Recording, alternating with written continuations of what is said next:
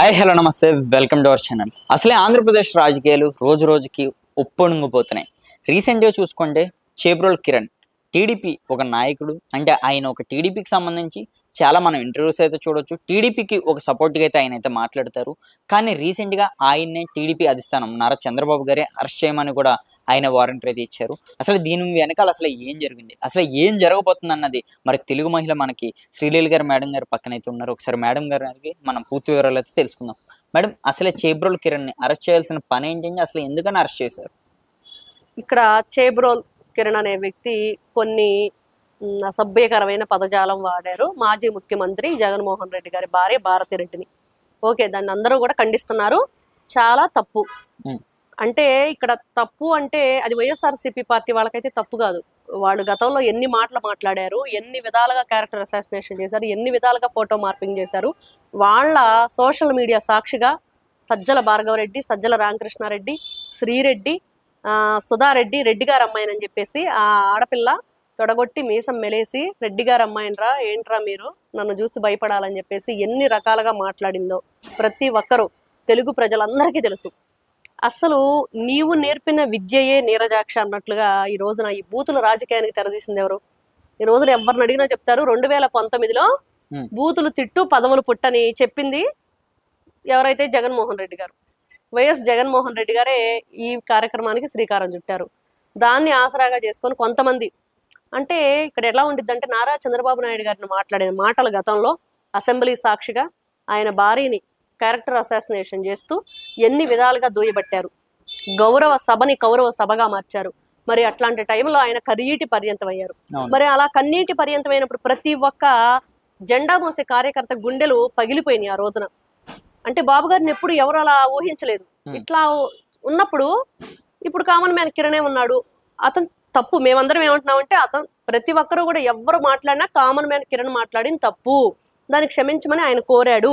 Media ముందు కూడా అతను చెప్పేశాడు, అమ్మ భారతి నన్ను క్షమించని చెప్పి ఆయనే చెప్పాడు. అలా చెప్పిన తర్వాత కూడా అసలు గోరంట్ల మాధవ్ అనే వ్యక్తి ఎవరు, అసలు అతను ఏ జిల్లాకు చెందిన వ్యక్తి, ఎక్కడి నుంచి వచ్చాడు, మరి అక్కడి నుంచి వచ్చిన నువ్వు అసలు నీకు ఈ రూట్ మ్యాప్ ఎవరు ఇచ్చారు, ఇతను నా రూట్ లో తీసుకెళ్తున్నారు, పలానా వెహికల్లో తీసుకెళ్తున్నారని ఎవరు చెప్పారు, ఒక పోలీసుల కస్టడీలో ఉన్న ఒక వ్యక్తి మీదకి నువ్వు దాడికి పాల్పడ్డావంటే అసలు గతంలో నీ బ్రతికేంటి? ఇతను ఫస్ట్ కాకి చొక్కా నుంచి కద్దర చొక్కాకి వచ్చాడు. కద్దర చొక్కా కూడా ఊడదీసేసి న్యూడ్ కాల్స్ చేసేసి పార్లమెంట్ సాక్షిగా ఆ గ్రూపుల్లో పెట్టేసి అందరూ కూడా ప్రతి ఒక్కరు కూడా ఇదేంటి వైఎస్ఆర్సీపీ పార్టీకి చెందిన ఎంపీ ఇంత ఘోరాతి ఘోరంగా న్యూడ్ వీడియో కాల్సా అని ఒక చరిత్ర అయిపోయింది. మరి అట్లాంటి వ్యక్తివి నువ్వు ఈ రోజున ఒక కిరణ్ అనే వ్యక్తి మాట్లాడితే నువ్వు అట్లాంటి పనులు చేసిన వాడివే. మరి నువ్వేమన్నా సత్య హరిశ్చంద్రుడివా, శ్రీరామచంద్రుడివా, సంఘ సంస్కర్తవా, లేకపోతే ఇతను ఏమన్నా గాంధీ మహాత్ముడా, ఒక నెహ్రూనా, సర్దార్ వల్లభాయ్ పటేలా? ఏది కాదు. ఇతను ఒకప్పుడు ఎలా ఉన్నాడు, తర్వాత ఎలా వచ్చాడు, ఇతనికి అసలు ఎంపీ సీట్ ఎలా ఇచ్చారనేది కూడా ఒక స్టోరీ. అతను సిఐగా ఉన్నప్పుడు పోలీస్ డిపార్ట్మెంట్ లో ఉన్నప్పుడు ఏం చేశాడు అనేది కూడా. సరే, నిన్న దాడికి పాల్పడ్డప్పుడు ఈ రోజున ఆంధ్రప్రదేశ్ రాష్ట్ర ప్రజలందరూ కూడా కోరుకుంటుంది ఏంటి అంటే, మేము 2019 నుంచి 24 వరకు వైఎస్ఆర్సీపీ పార్టీలో ఎన్ని విధాలుగా ఇబ్బందులు పడ్డాం. మా భూములు లాక్కొనివ్వండి, లేకపోతే మా ఇళ్ళు లాక్కొనివ్వండి, మా స్థలాలు లాక్కొనివ్వండి, ఎన్ని రకాలుగా మా మీద అఘాయిత్యాలకు పాల్పడినా కూడా మేమంతా కూడా ఆ రోజు నోరు మూసుకొని కూర్చొని ఉన్నాం.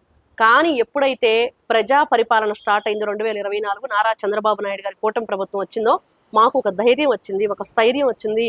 మా మీద జరిగిన దాడులకి, మాకు జరిగిన అన్యాయానికి మేము అక్కడ నివేదికలు సమర్పించాము, లేకపోతే పోలీస్ స్టేషన్లో కేసులు పెట్టాము వైఎస్ఆర్సీపీ పార్టీ వేళ మీద. మరి ఈ రోజున మా మీద కూడా అలా దాడికి పాల్పడితే మా పరిస్థితి ఏంటి? ఈ రోజున పోలీస్ కంట్రోల్లో ఉండే అబ్బాయి పోలీస్ జీబులో ఉంటేనే ఇతను నడి రోడ్డు మీద ఆ జీబుని క్రాస్ చేసి వెళ్లి వెహికల్ ఆపి మరీ దాడికి పాల్పడిపోయావే. మరి కామన్ ప్రజలందరూ కూడా ఈ రోజు అదే అడుగుతున్నారు. ఇదంతా వదిలిపెడితే ఇంతకు ముందు జోగి రమేష్, లేకపోతే కాకాని గోవర్ధన్ రెడ్డి ఈ రోజున ఎక్కడున్నాడు? అతను కూడా పోలీసుల్ని బట్టలోడిది సమాజం ముందు నిలబెడతానని కాకాని గోవర్ధన్ రెడ్డి మాట్లాడాడు. మరి ఈ రోజున కొన్ని వేల కోట్ల రూపాయల క్వార్జీని సంబంధించి దాన్ని అక్రమ రవాణా చేసి దోచుకున్నవి దాచుకున్నవి ఏం చేశాడు? కేవలం ఈ రోజు ప్రజలు అతను పోలీసులు ఏమడుగుతున్నారంటే, నేను నీకు నోటీసులు ఇవ్వడానికి వచ్చాము, విచారణకు రండి అని కనిపించకుండా తిరుగుతున్నాడు. మరి కాకాని గోవర్ధన్ రెడ్డి ఈ రోజున చూస్తే జోగి రమేష్ ఒకరు కాదు ఇద్దరు కాదు అందరూ కూడా వరుస పెడితే వాళ్ళ దాంట్లో ఉన్న వాళ్ళందరూ మిథున్ రెడ్డి, శ్రీరెడ్డి, ఎవరు చూస్తే ఈ రోజున శ్రీరెడ్డి కూడా రీసెంట్ గా ఒక వీడియో పెట్టింది కదండి, ఇప్పుడు ప్రభుత్వం అధికారంలోకి రాగానే ప్లీజ్ నన్ను వదిలేండి అయితే తప్పుగా మాట్లాడాను. మరి ఆవిడ మాట్లాడిన మాటలు చాలా భయంకరంగా ఉంటాయి, అసలు అది వినలేమన్నమాట.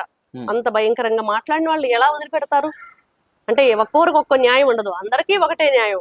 మరి ఆ రెడ్డి గారు అమ్మాయి మీరు చూసే ఉంటారు, సుధారెడ్డి అని, ఆవిడ కూడా అలానే మాట్లాడింది. మరి బోరుగడ్డ అనిల్, వర్రా రవీంద్రారెడ్డి, మరి వీళ్ళందరూ చేసింది ఏంటి? సజ్జల భార్గవ రెడ్డి. సరే ఇదంతా వదిలేస్తే వీళ్ళందరూ చేశారా, మీ దగ్గర సాక్ష్యం ఉందా అని అంటే మనం అనుకుందాం.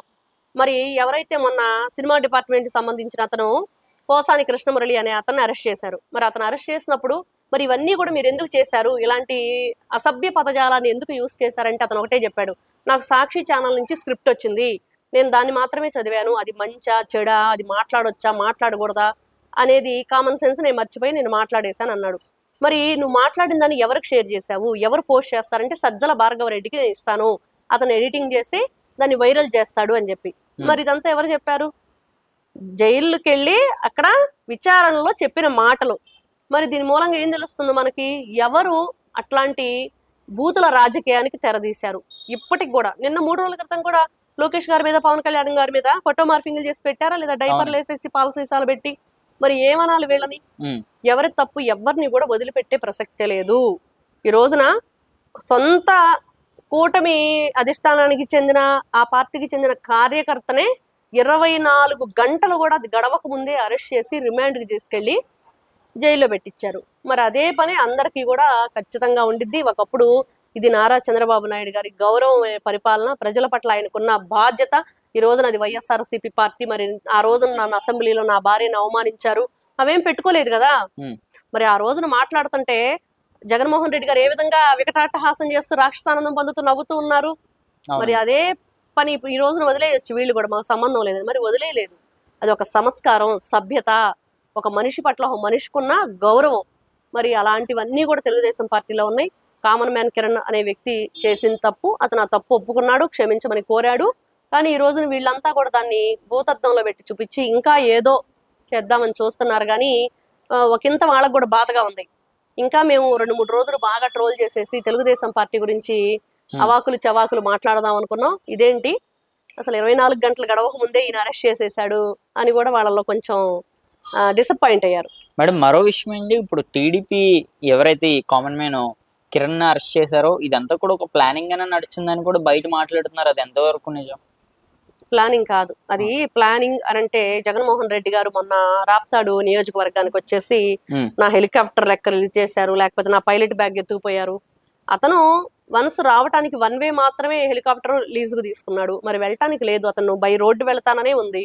మరి ఎందుకు ఇవన్నీ డ్రామాలు ప్లే చేయటం, లేకపోతే ఇట్లాంటి ట్రిక్స్ ప్లే చేయటం వాళ్ళకి మాత్రమే తెలుసు. కానీ కూటమి ప్రభుత్వానికి సంబంధం లేదు. అతను కేవలం ఒక కార్యకర్తగా లేకపోతే ఒక సపోర్టర్గా అతను ఉన్నాడు. అతను ఆవేశంలో మాట్లాడాడు, పోలీసుల్ని బట్టలోడదీయటం ఏంటి అనే దాని మీద వచ్చింది. అసలు ఇది పార్టీకి కూడా సంబంధం లేని పదం. అక్కడ చంద్రబాబు నాయుడు గారి గురించి వీళ్ళు రియాక్ట్ అవ్వలేదు, అలాగే లోకేష్ గారి గురించి కానీ పవన్ కళ్యాణ్ గారు ఎవరి గురించి అతను రియాక్ట్ అవ్వాలి. కేవలం ఎవరైతే చట్టానికి, న్యాయానికి, ధర్మానికి, ఇప్పుడు శాంతి భద్రతలను కాపాడే పోలీసులు ఉన్నారో వాళ్ళ కోసం ఈయన చేశాడు. ఈ రోజున నిజంగా వాళ్ళ దగ్గరకే ఈయన వెళ్లాల్సి వచ్చింది ఒక తప్పు చేసినట్లు. మేడం ఇప్పుడు పార్టీలో ఉన్న ఒక స్పీకర్ లేకపోతే ఒక సపోర్టర్ అనుకోవచ్చండి ఎగ్జాంపుల్ కి, ఇప్పుడు ఆయన అలా మాట్లాడితే ఆయనే తీసుకెళ్లి ఇప్పుడు అధిష్టానం జైల్లో కూర్చోబెట్టండి. మరి గతంలో చూసుకుంటే నారా లోకేష్ గారి మీద చాలా విమర్శలు వచ్చినాయి, చంద్రబాబు గారి మీద, అలాగే పవన్ కళ్యాణ్ గారి మీద, అలాగే మనం చూసుకుంటే టీడీపీ నాయకులు చాలా మంది మీద, అనిత గారి మీద కూడా రీసెంట్ గా వచ్చినాయండి. ఇప్పుడు మరి వీళ్ళందరి మీద కూడా యాక్షన్ తీసుకునే అవకాశం ఉందండి ప్రభుత్వం? అంటే ప్రభుత్వం తీసుకోకపోయినా కూడా ప్రజలందరూ కోరుకుంటున్నారు ఈ రోజు. మరి ఒకప్పుడు అనుచిత వ్యాఖ్యలు చేసిన వీళ్ళందరినీ మీరెందుకు ఉపేక్షిస్తారు, ఎందుకు వదిలేస్తారు? ఈ రోజున ఎవరికి ఒక్కొక్కరికి ఒక్కో న్యాయమా కాదు, ఖచ్చితంగా వాళ్ళకు కూడా శిక్ష పడి తీరాలని ప్రజలు డిమాండ్ చేస్తున్నారు. దీని మీద రీసెంట్ గా అంబటి రాంబాబు గారు కూడా కొన్ని వ్యాఖ్యలు అయితే చేశారు. దేనికోసం? అంబటి రాంబాబు గారు నిజంగా ఈ రోజున ఎవరైతే గోరంట్ల మాధవ్ అనే వ్యక్తి అతను ఆ వెహికల్ ని అడ్డగించడం, అతను కొట్టడానికి ప్రయత్నం చేశాడు కదా, మరి దాని మీద మీ స్పందన ఏంటి అని ఒక రిపోర్టర్ అడిగారు. దానికి అంబటి రాంబాబు గారు చెప్తారు, అది పోలీసులు ఆ విధంగా చెప్తున్నారు అని అంటున్నాడు. కానీ అది నిజమే కదా, వాళ్ళు చెప్పటం ఏంటి, పోలీసులు ఆ విధంగా చెప్తున్నారు అంటున్నాడు కానీ వాళ్ళు చెప్పటం ఏంటి, అది నిజమే కదా. ఇంకో విషయం ఏంటంటే అతను అంటున్నాడు, మరి పోలీసులు బట్టలోడు తీసి నిలబెడతానన్నప్పుడు అతన్ని మళ్ళీ మీడియా మీటింగ్ పెట్టేసి అతని క్షమాపణ చెప్తే బాగుండిద్ది మాకు అని చెప్పి వాళ్ళు కోరుకున్నారు కదా అంటే చట్టబద్ధంగా న్యాయబద్ధంగా బట్టలు ఉడదీస్తానన్నాడు అని చెప్పి చెప్తున్నాడు. మరి చట్టాల్లో ఈ ఇతను ఒక లాయర్ గా కోట్ వేసుకొని మొన్న కూడా ఏదో పోలీస్ స్టేషన్కి వెళ్ళి కంప్లైంట్ ఇయటానికి చూశాడు అంబటి రాంబాబు గారు. మరి ఈయన చదువుకున్న లా ప్రకారం కానీ లేకపోతే కోర్టులు ఈ పోలీస్ సెక్షన్స్ కానీ ఈ లా సెక్షన్స్ కానీ వీటిల్లో ఎక్కడైనా చట్టబద్ధంగా న్యాయబద్ధంగా పోలీసులకు బట్టలోడు తీసి సమాజం ముందు నిలబెడతాం అనే సెక్షన్ ఏదైనా ఒకటి ఉందా? మరి ఈ రోజు ఇతనే సమాధానం చెప్పాలి దానికి కూడా. మరి జగన్మోహన్ రెడ్డి గారు అన్న మాటను సమర్థిస్తూ ఈయన ఈ మాట మాట్లాడాడు కాబట్టి దానికి కూడా ఈయన కూడా సమాధానం చెప్పాలి. వీళ్ళు ఏదో చెప్దాము ఏదో చేద్దాము ఇంకేదో అని చెప్పి క్రియేట్ చేద్దామని చూస్తున్నారు. కానీ ఈ రోజు కూటమి ప్రభుత్వం వీళ్ళకి అందరంత ఎత్తులోకి ఎదిగిపోయింది.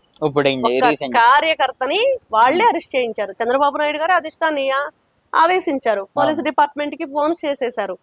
ఎక్కడున్నా సరే అతన్ని వచ్చేసి అతను కూడా అలానే మరి లొంగిపోయాడు కదా పోలీసులకి. అంటే వైసీపీకి భయపడే కావాలని అరెస్ట్ చేయించారని కూడా మాట్లాడుతున్నారు. అది నిజమేనండి? అంటే ఆయన రీసెంట్ గా జగన్మోహన్ రెడ్డి గారు వాళ్ళ భార్య మీద వ్యాఖ్యలు. వైసీపీకి భయపడాల్సిన అవసరం లేదు. ఇప్పుడు వైసీపీ అధికారంలో లేదు. ఇప్పుడు ఉంది అధికారంలో కూటమి ప్రభుత్వం. ఒకప్పుడు వైఎస్ఆర్సీపీ పార్టీ అధికారంలో ఉన్నప్పుడు ఎవరికైనా భయపడిందా? అందరినీ భయపెట్టారు, వాళ్ళు భయప్రాంతులు గురి చేశారు, రాక్షస ఆనందం పొందారు. అసలు మీకు ఆ రోజు చూసుకుంటే టీవీలో స్క్రోలింగ్ మారిపోతూ ఉండగానే నెంబర్లో ఎప్పుడైతే వైఎస్ఆర్సీపీ అధికారంలోకి వస్తుంది అని 2019 ఏప్రిల్ మేలో అలా ఆ రోజున ఓటు లెక్కింపు జరుగుతూ ఉందో వీళ్ళు వెంటనే సోషల్ మీడియా సాక్షిగా ఎన్ని విధ్వంసాలు చేశారు. రోడ్డు మీద సైకిళ్ళ బైకులు కట్టుకొని లాక్కెళ్ళటం గానీ, టీడీపీ వాళ్ళు వేసిన బెంచీలను కూడా రోడ్ల మీద ఉండనీయకుండా పడగొట్టేసి ఆ సిమెంట్ బెంచీలను కూడా ధ్వంసం చేయటం గానీ, ఎన్టీ రామారావు గారి విగ్రహాలు ధ్వంసం చేయటం కానీ, కాలేజీకి నేమ్స్ మార్చడం కానీ, ఈ రోజున కూటమి ప్రభుత్వం అధికారంలోకి వచ్చాక అట్లాంటి చర్యలు ఏదైనా చేసిందా? ఏది చేయలేదు. శాంతియుతంగా ఉన్నారు. వీళ్ళు కేవలం ప్రజా పరిపాలనే ధ్యేయంగా, ప్రజల రక్షణే మాకు భద్రత కల్పించడమే మాకు ధ్యేయంగా ఈ రోజున పరిపాలన చేస్తున్నాము. అదే విధంగా వీళ్ళు ఏదైతే ఈ డ్రామానో ట్రిక్స్ అనో లేకపోతే ఇంకోటనో భయపడనో ఎవరికీ భయపడాల్సిన పని లేదు. ఇక్కడ చట్టానికి న్యాయానికి ధర్మానికి భయపడాలి. మనం ఏదైనా ఒక పని చేస్తే న్యాయబద్ధంగా ఉందా, ధర్మబద్ధంగా ఉందా, ఇది ప్రజలు మనల్ని యాక్సెప్ట్ చేస్తారా? మనం ప్రజా ప్రభుత్వంలో ఉన్నాం, ఈ ప్రజల యొక్క మనల్ని ఆహ్వానిస్తారా? అది ఆహ్వానించకే కదా 151 నుంచి 11 స్థానాలకి ఈ రోజున పరిమితం చేసి ప్రతిపక్ష హోదా కూడా లేకుండా జగన్మోహన్ రెడ్డి గారిని పక్కన కూర్చోబెట్టారు.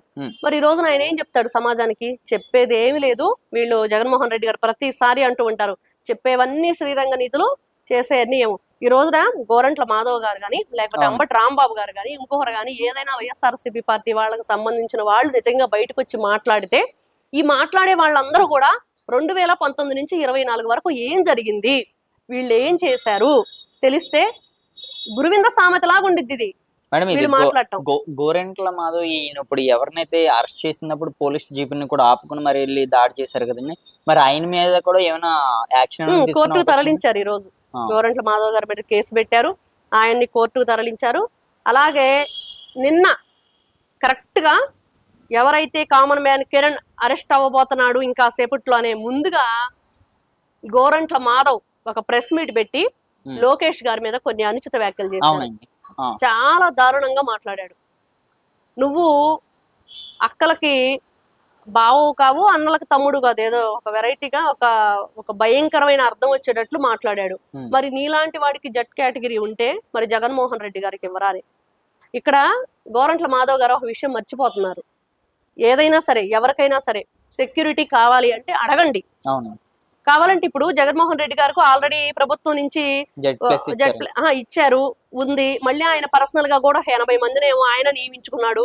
మరి ఇంతమంది ఉన్నారు, ఇంకా ఈయన ప్రభుత్వాన్ని దూయబడుతూ సరే అడగాలి. ఎవరి దగ్గరైనా ఒక ఎక్స్పర్టీ అంటే విమర్శలు ఇవి ఉంటాయి, రెండు ఉంటాయి. మరి అట్లాంటి తరుణంలో ఈ క్యారెక్టర్ అసాసినేషన్ ఏంటి? లోకేష్ గారి గురించి అట్లాంటి అనుచిత వ్యాఖ్యలు చేయటం, అవి మాట్లాడటానికి కూడా బాలేవు. మరి దాని మీద కేసు నమోదైంది. ఆయన ఈ రోజున మరి కోర్టుకు కూడా తీసుకెళ్ళడం జరిగింది. దాని గురించి నిజంగా కఠినమైన చర్యలే ఉంటాయి. ఇప్పుడు ఎవరు కూడా చట్టానికి చుట్టం కాదు. మనం చూస్తే ఢిల్లీ వర్మ గారింట్లో నోట్ల కట్టలు బయటపడి అంటే అట్లాంటి వాళ్ళు ఎవరైనా ఉంటే చుట్టాలు అవుతారేమో గానీ మిగతా వాళ్ళందరూ కూడా చట్టానికి సమానమే. అంటే ఇప్పుడు ఉన్న కూటమి ప్రభుత్వం అందరినీ సమానంగానే ఖచ్చితంగా. దానికి నిదర్శనమే కామన్ మ్యాన్ కిరణ్. అదొకటే కాదు, ఈ రోజున కూటమి ప్రభుత్వం అధికారంలోకి వచ్చాక ఎవరిని కూడా ఇబ్బంది పెట్టే విధంగా ఎక్కడా కూడా జరగలేదు. ఇప్పుడు 2019లో ఏం జరిగింది? వాళ్ళు అధికారంలోకి వచ్చాక ఎట్లాంటి చర్యలకు వాళ్ళు పాల్పడ్డారు? అట్లాంటి ఏం జరగట్లేదు. ఇక న్యాయబద్ధంగా వెళ్తుంది. వాళ్ళు ఎంతసేపటికి మాట్లాడితే red book red book red book అంటున్నారు. రెడ్ బుక్ అంటే ఏంటి? రాజ్యాంగబద్ధంగా నడిచేది. వీళ్ళలాగా రాజారెడ్డి రాజ్యాంగం కాదు. రాజారెడ్డి రాజ్యాంగం అంటే వీళ్ళు ఏం చేశారు? సొంత చెల్లెలకే గతి లేదు. ఈ రోజున బాబాయికి చావు ఎవరు చంపేశారు? జగన్మోహన్ రెడ్డి గారి మీడియా ముఖంగా వచ్చి గొడ్డలతో నరికి నరికి నరికి నరికి చంపారన్నాడు. మరి నరికి నరికి చంపినప్పుడు నువ్వెందుకు న్యాయం చేయలేకపోయావు? వెంటనే 3 నెలలకి నువ్వు సీఎం కుర్చీలో కూర్చున్నావు కదా. మరి 5 ఏళ్ల పాటు నీ పరిపాలన జరిగింది కదా. నువ్వెందుకు నిగ్గు తేల్చలేదు? ఆయన చనిపోవటమే కాదు, ఈ 6 సంవత్సరాల్లో 6 అనుమానాస్పద మరణాలు జరిగినాయి. మరి ఆ చనిపోయిన వాళ్ళు కూడా అంతా కూడా విచిత్రంగా చనిపోయారు. మరి వాళ్ళు ఎందుకు చనిపోయారు? వాళ్ళ బాబాయిని చంపింది ఎవరు? చంపించింది ఎవరు? ఈ రోజున షర్మిల అడుగుతున్నట్లుగా అవినాష్ రెడ్డి బెయిలు రద్దు చేయాలంటే ఆంధ్రప్రదేశ్ రాష్ట్ర ప్రజలందరూ ఏం కోరుతున్నారంటే అవినాష్ రెడ్డి బెయిలే కాదు, అసలు జగన్మోహన్ రెడ్డి గారి బెయిలే రద్దు చేయండి. అతని మీద ఏదైనా సరే యాక్షన్ తీసుకోండి. అతని మీద విచారణ చేయండి. అతను ఎన్ని లక్షల కోట్ల రూపాయలు దండుకున్నాడు రాష్ట్రం నుంచి అని రాష్ట్ర ప్రజలందరూ కోరుకుంటున్నారు. Thank you madam. ఓకే.